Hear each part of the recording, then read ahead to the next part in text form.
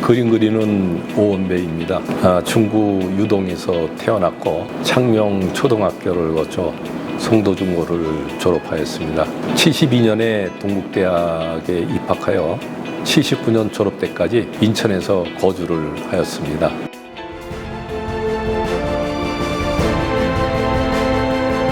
세계적 수준의 공항과 항만을 가진 도시, 접경지면서 제조업으로 성장한 도시, 인구 300만 돌파를 앞둔 도시, 개방성과 애양심을 가진 도시.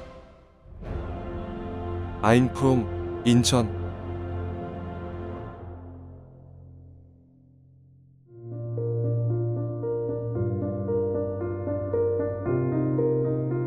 제가 다녔던 초등학교 때는 6.25 전쟁이 끝난 지 10년도 지나지 않았었던 때입니다. 폭격을 맞아 복구가 안 된 폐허 상태의 건물들이나 공장들을 흔하게 볼 수 있었습니다. 지금은 없어진 수인선 협계 열차의 종점인, 당시에는 수인역이라고도 했었습니다. 남천역에 열차가 도착하는 시간에 맞춰서 장이 서곤했는데 많은 사람들로 북적여 축제 같았던 기분이 납니다. 어머님 따라 장에 자주 갔었는데 수인선 종점인 수원까지 가서 다시 수료선 기차를 타고 여주까지 가서 그 유명한 여주 쌀을 사러 갔던 기억도 납니다. 아버님이 빌려주신 돈을 받아야 할 돈 대신 오징어를 한 트럭 받아서 마루에 싸놓고 동네 사람들한테 팔기도 하고, 일부는 남인천역 시장에 가서 어머님과 팔기도 했습니다.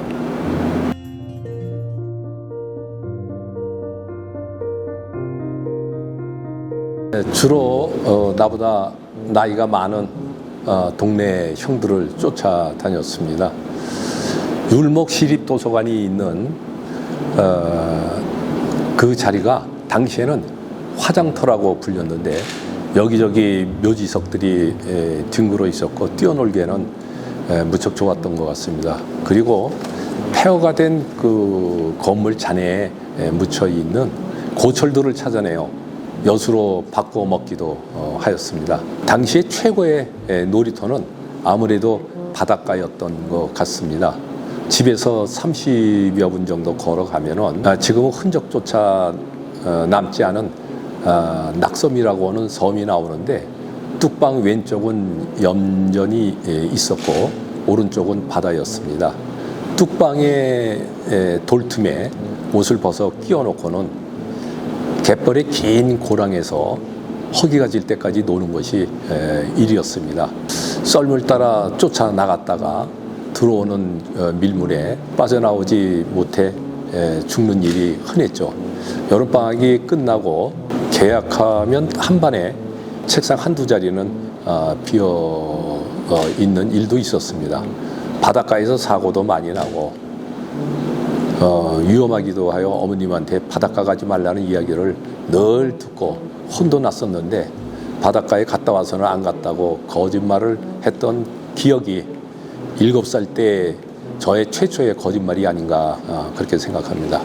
귀에는 바닷물에 염분이 하얗게 앉아 있었는데도 말입니다. 더욱 스릴이 있는 놀이는 만석동 대성목재 공장 앞 바다에 띄워놓은 원목을 발로 균형을 잃지 않고 굴리는 그런 놀이였습니다.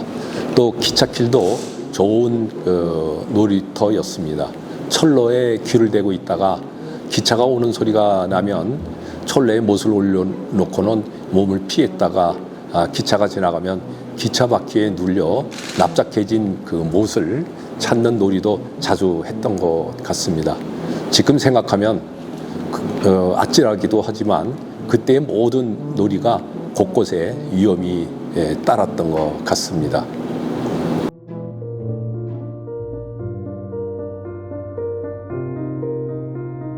중학교 1학년 미술 시간에 그림이 남들보다 잘 그렸던 것 같습니다. 그때 미술 선생님이 이신 황추 선생님의 칭찬과 함께 미술반에 입반하라는 그 권유가 있었고, 나에게 진짜 재주가 있는지 기대와 호기심을 갖고 미술반 활동을 하게 되었는데, 첫 번째로 참가한 경기 도내 미술 실기대회에서 특선을 한 것을 계기로 화가가 되겠다는 그 꿈을 꾸게 된 것 같습니다.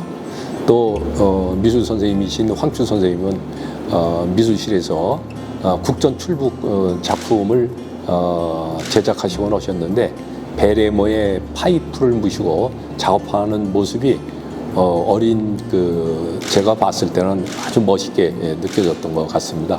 인천에서 국전에 출품을 해서 특선을 하셨던 유일한 화가가 아닌가 생각합니다. 나중에는 그 국전에 추천 작가도 하셨습니다.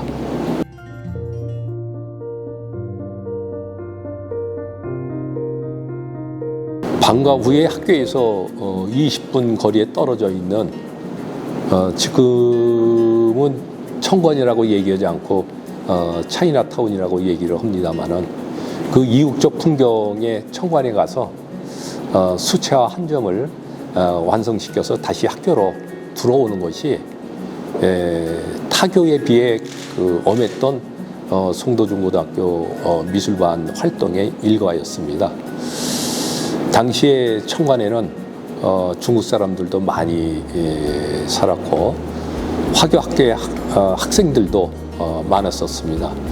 어쩌다 비를 만나게 되면 청관의 상징 같은 중화로 1층에 모여서 그 그림을 그렸죠. 73, 4년쯤에 고색 창현했던 중화로 그 건물 외벽에 붉은색 페인트 칠을 하고 간판은 초록색으로 칠해 놓더니만 얼마 안 가 철거를 했더라고요. 지금은 감흥이 없는 무대 세트 같은 건물로 복원을 해 놓았지만요. 청관에서 매일 그림을 그리다 보니 어제 그렸던 것과 겹치지 않으려고 이곳저곳 구석구석을 기웃거리며 풍경 스케치를 했었던 것이 지금은 몸에 배어 어디를 가든지 풍경 스케치를 하고 있습니다. 고학년 선배들로부터 어줍지 않은 작가적 양심과 태도를 들으면서 실천하려고 노력도 했습니다.